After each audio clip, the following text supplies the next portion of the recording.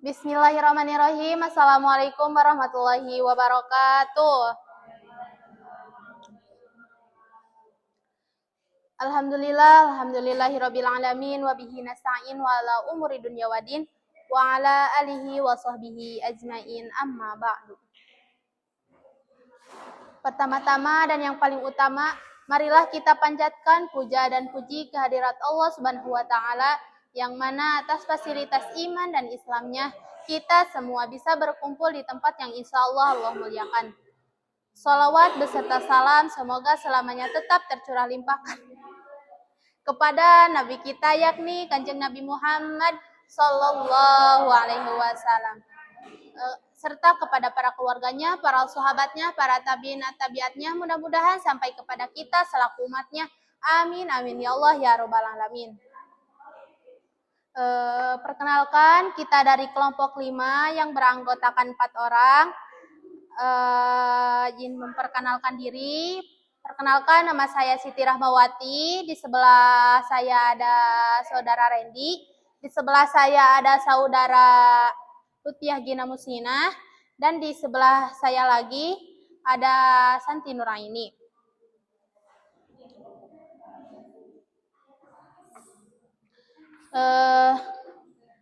Di sini kita akan menyampaikan materi tentang media dalam teknologi pendidikan.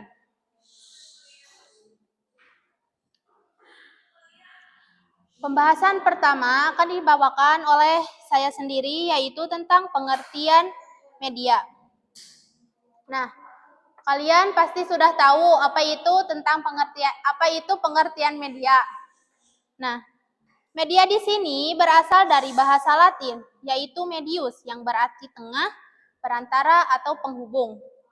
Nah, dalam konteks pendidikan, media diartikan sebagai segala bentuk aturan, alat atau bahan yang digunakan untuk menyalurkan pesan dan informasi kepada peserta didik, sehingga pesan tersebut dapat diterima dengan baik. Nah, media menjadi komponen penting dalam teknologi pendidikan karena berfungsi mengurangi hambatan komunikasi antara guru dan peserta didik. Lanjut, Pi. Pengertian media di sini pengertian media menurut para ahli.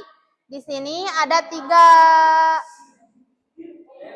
tiga pengertian menurut para ahli. Yang pertama yaitu Heinrich. Media adalah saluran komunikasi.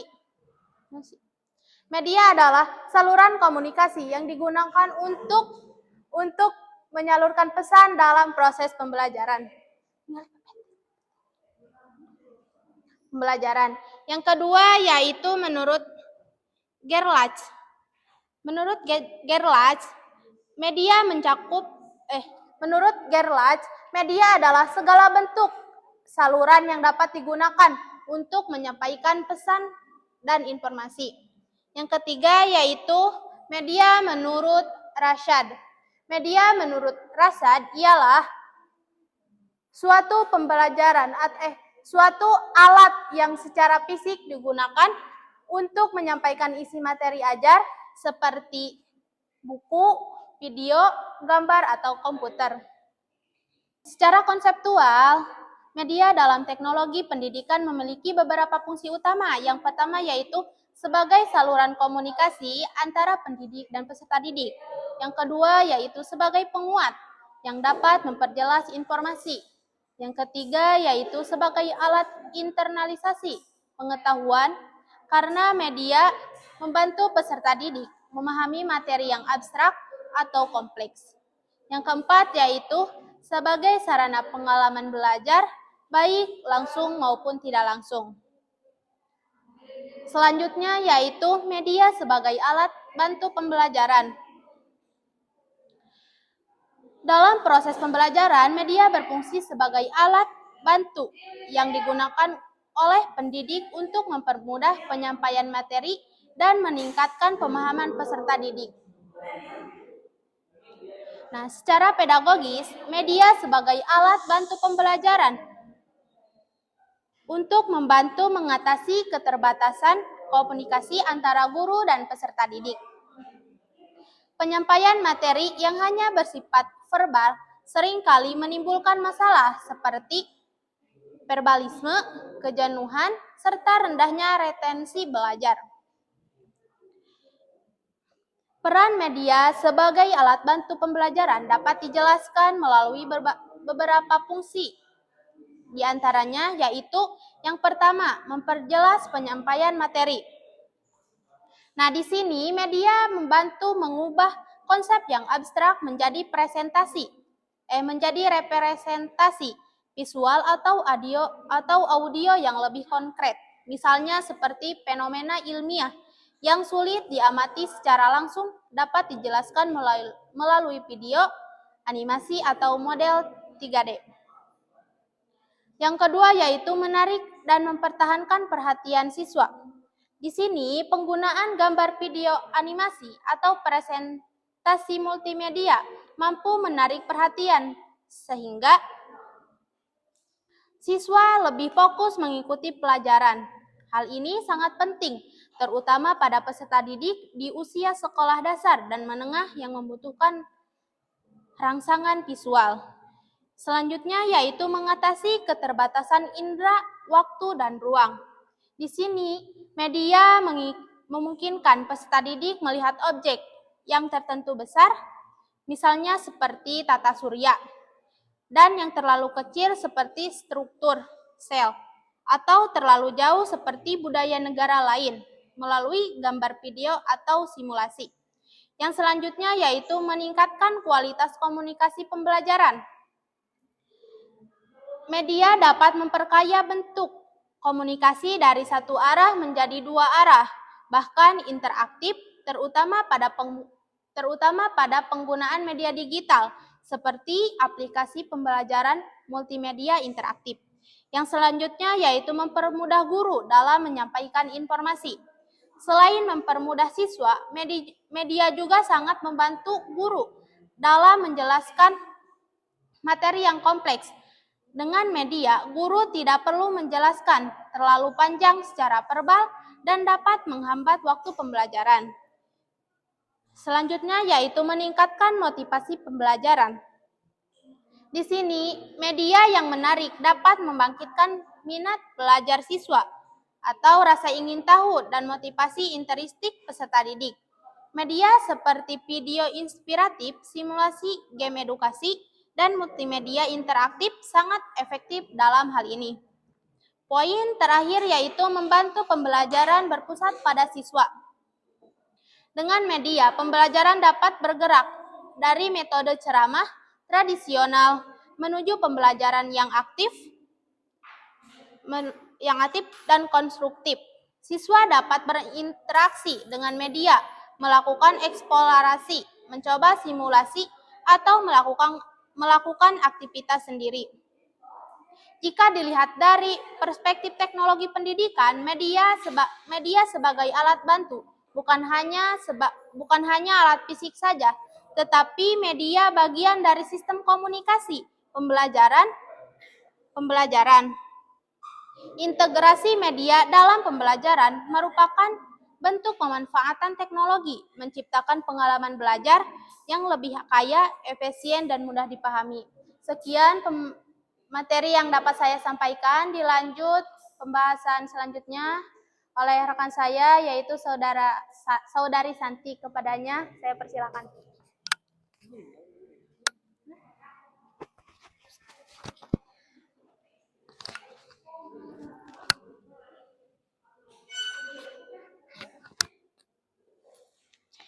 Baik, di sini saya akan melanjutkan materi yang telah disampaikan oleh rekan saya yang selanjutnya yaitu media sebagai sumber belajar dan pengelompokan media pembelajaran. Yang pertama yaitu media sebagai sumber belajar. Dalam teknologi pendidikan, media tidak lagi dipandang hanya sebagai alat bantu guru, tetapi juga sebagai sumber belajar yang dapat digunakan siswa secara mandiri. Sumber belajar mencakup segala bentuk informasi, alat, lingkungan, dan bahan yang membantu peserta didik memperoleh pengetahuan, keterampilan, dan sikap. Sebagai sumber belajar, media memiliki beberapa peran penting, yaitu yang pertama yaitu menyediakan informasi yang luas dan beragam, baik melalui teks, gambar, video, audio, maupun simulasi digital. Yang kedua yaitu mendorong pembelajaran mandiri, karena siswa dapat mengakses materi sesuai kebutuhan dan kecepatannya. Yang ketiga yaitu memberikan pengalaman belajar langsung maupun tidak langsung, misalnya melalui video eksperimen, dokumenter, atau model 3D. Yang keempat, mengakomodasi berbagai gaya belajar, seperti visual, auditori, dan kinestik. Selanjutnya ada pengelompokan media pembelajaran. Media pembelajaran dikelompokkan untuk memudahkan guru memilih media yang paling sesuai dengan tujuan, materi, dan karakteristik siswa. Beberapa para ahli memberikan klasifikasinya, yaitu menurut Gerlach atau Eli, media cetak atau buku seperti buku, modul, atau handout. Yang selanjutnya itu media visual, seperti gambar, grafik, diagram. Yang ketiga yaitu sebagai media audiovisual, seperti video, film, atau animasi. Yang terakhir yaitu objek nyata atau model, seperti spesimen atau maket. Yang kedua itu menurut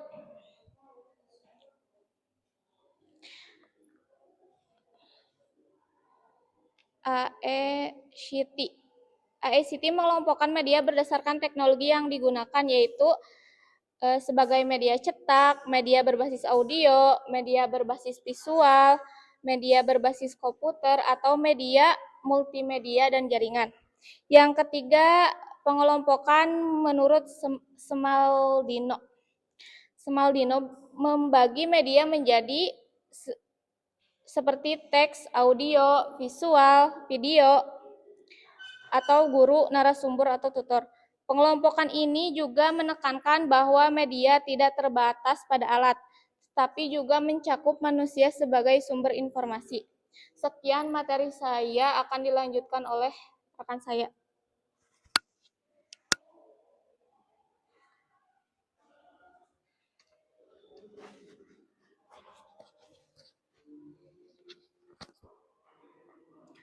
Selanjutnya yaitu jenis dan karakteristik media pembelajaran. Media pembelajaran dapat diklasifikasikan ke dalam beberapa jenis berdasarkan bentuk, sifat, dan cara penyampaiannya. Pengelompokan ini penting untuk membantu pendidik memilih media yang paling tepat sesuai dengan tujuan, karakter, materi, dan kebutuhan peserta didik. Setiap jenis media memiliki karakteristik tertentu yang mempengaruhi efektivitas penggunaannya dalam proses pembelajaran. Yang pertama ada media visual. Media visual adalah media yang mengandalkan indera penglihatan peserta didik. Media ini membantu memperjelas konsep abstrak menjadi lebih konkret melalui representasi gambar atau simbol. Karakteristik dari media visual yaitu menyajikan informasi secara visual dan mudah diingat. Yang kedua, membantu mengurangi verbalisme. Yang ketiga, memperkuat fokus dan daya tarik belajar. Yang kedua, media audio. Media audio menggunakan unsur suara sebagai sarana penyampaian pesan. Karakteristik dari media audio ini, yang pertama, efektif untuk pembelajaran berbasis pendengaran, dapat membantu melatih kemampuan menyimak, dan juga cocok untuk materi bahasa, musik, atau cerita. Contoh seperti rekaman suara, podcast edukatif, atau radio pembelajaran, ataupun audio storytelling. Yang ketiga, media audiovisual. Media audiovisual menggabungkan unsur suara dan gambar sehingga memberikan pengalaman belajar yang lebih lengkap. Karakteristiknya meningkatkan atensi dan motivasi belajar, mampu menyampaikan informasi kompleks secara lebih mudah dan dapat dipahami. Yang ketiga, menyajikan situasi nyata melalui video atau animasi. Contoh seperti video pembelajaran, film edukatif, animasi, ataupun eksperimen sains. Yang keempat, media berbasis komputer dan digital. Media digital memanfaatkan perangkat elektronik dan teknologi informasi sebagai sarana pembelajaran. Karakteristiknya, interaktif dan memungkinkan umpan balik langsung, dapat membuat berbagai format seperti teks, gambar, audio, ataupun video. Yang ketiga, mendukung pembelajaran mandiri dan berbasis proyek. Contoh aplikasi pembelajaran seperti Google Classroom, Ruang Guru, ataupun simulasi komputer, modul digital, ataupun presentasi interaktif berbentuk PowerPoint. Yang kelima, media, realia, dan model. Realia adalah objek nyata, sedangkan model adalah tiruan objek yang digunakan dalam pembelajaran. Karakteristiknya yaitu memberikan pengalaman langsung dan konkret. Yang kedua, membantu memahami konsep yang sulit divisualisasikan dalam gambar atau video.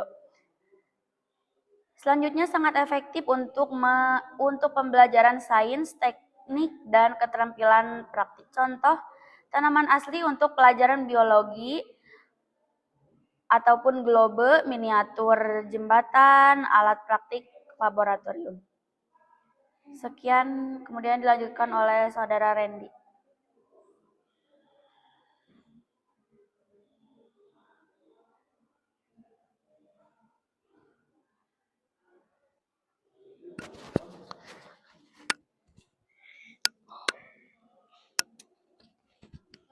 Baik, pembahasan selanjutnya akan disampaikan oleh rekan saya, yaitu Saudara Randy. Waktu dan tempat saya persilakan. Ini teh masuk. Penerapan media pembelajaran. Penerapan media dalam pembelajaran harus dilakukan melalui proses perencanaan yang sistematis dan berorientasi pada kebutuhan peserta didik. Langkah-langkah dalam penerapan media pembelajaran adalah sebagai berikut. 1. Mengidentifikasi kebutuhan belajar dan karakter peserta didik. Guru perlu memahami gaya belajar visual, auditori, kinestik, tingkat perkembangan kognitif, kemampuan awal, serta minat siswa. Analisis ini penting agar media yang digunakan sesuai dan dapat membantu memahami materi secara optimal. 2. Merumuskan tujuan pembelajaran yang jelas. Tujuan pembelajaran harus dirumuskan secara terukur agar media yang dipilih benar-benar mendukung tercapainya kompetensi yang diharapkan. Media yang efektif adalah media yang dapat membantu siswa mencapai tujuan, bukan sekedar menarik secara visual. Ketiga, memilih media yang tepat sesuai tujuan, materi, dan kondisi kelas. Pemilihan media harus mempertimbangkan jenis materi konkret atau abstrak, fasilitas yang tersedia, dan kesiapan guru. Misalnya, untuk materi proses biologis digunakan video animasi, untuk materi geometri digunakan model 3G, untuk materi sejarah digunakan gambar, peta, atau film dokumenter. Keempat, menyusun skenario pembelajaran dengan integrasi media. Guru perlu mengatur kapan dan bagaimana media digunakan, apakah pada tahap pendahuluan, inti, ataupun penutup. Perencanaan yang baik akan membantu pembelajaran lancar dan meminimalkan gangguan teknis. Kelima, menggunakan media secara efektif di kelas. Penggunaan media harus memperjelas konsep, bukan hanya memperindah tampilan. Guru harus memastikan bahwa visual audio atau audiovisual disajikan dengan jelas, mudah dipahami, dan sesuai alur materi. Penjelasan guru tetap diperlukan sebagai penguat pemahaman siswa. 6. Memberikan kesempatan siswa untuk berinteraksi dengan media. Interaksi dapat berupa penggunaan simulasi komputer, video interaktif, eksperimen laboratorium, aplikasi pembelajaran, atau diskusi berbasis layanan media. Keterlibatan aktif ini membantu meningkatkan pemahaman dan retensi siswa. Ketujuh, melakukan evaluasi terhadap efektivitas penggunaan media. Guru menilai apakah media tersebut membantu pencapaian tujuan pembelajaran. Evaluasi bisa dilakukan melalui tes, observasi, atau umpan balik siswa mengenai kejelasan dan kebermanfaatan media. 8. Relaksasi dan perbaikan penggunaan media pada pembelajaran berikutnya. Hasil evaluasi menjadi dasar untuk memperbaiki atau mengganti media di pertemuan selanjutnya. Proses refleksi ini penting agar selain langkah-langkah tersebut, penerapan media dapat dikembangkan melalui model pembelajaran seperti blended learning, menggabungkan pembelajaran tatap muka dan pembelajaran daring menggunakan digital. Contohnya, siswa belajar konsep melalui video platform digital, lalu berdiskusi dan praktik di kelas. Kedua, flipped classroom. Siswa mempelajari materi dasar melalui media seperti video, modul digital, atau animasi sebelum pertemuan kelas. Ketiga, project based learning atau PJBL. Media digunakan sebagai sarana eksplorasi dan penyelesaian proyek. Misalnya, siswa membuat video dokumenter, memanfaatkan simulasi sains, atau merancang proses digital. Secara keseluruhan, penerapan media pembelajaran yang baik mampu menciptakan pengalaman belajar yang lebih efektif, konseptual, dan mendalam. Media bukan hanya alat penyaji informasi, tetapi bagian strategis dalam meningkatkan kualitas pembelajaran di era teknologi pendidikan. Segitu dari saya kembalikan lagi ke moderator.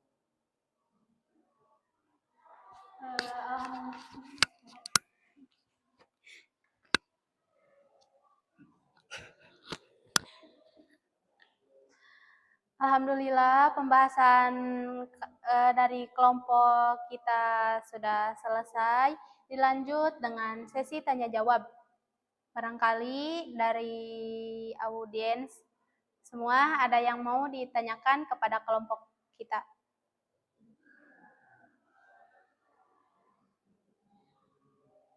Ada pertanyaan tentang media?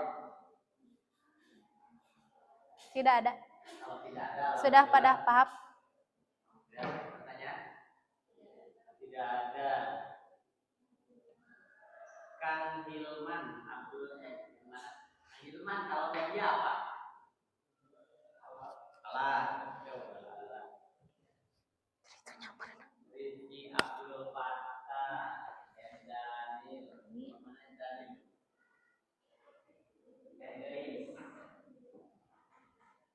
selain alat, contohnya apa? Alat yang sering digunakan dalam pembelajaran di sekolah yang sering. Alat Ya, alatnya apa? contohnya proyektor. Laptop, ya. Paling gitu ya. Kalau di kampus ada tripod, ada HP, ada pengeras suaranya, lebih lengkap. Itulah media. Segala alat ya. Segala alat bentuknya seperti apa, itulah media untuk pembelajaran. Ini kelompok 5. Kelompok 6 udah ada? Ada. Mau tampil? Ada. Media. Yang berarti yaitu objek nyata model seperti human atau yang kedua yaitu mendorong pembelajaran mandiri karena siswa dapat mengakses materi sesuai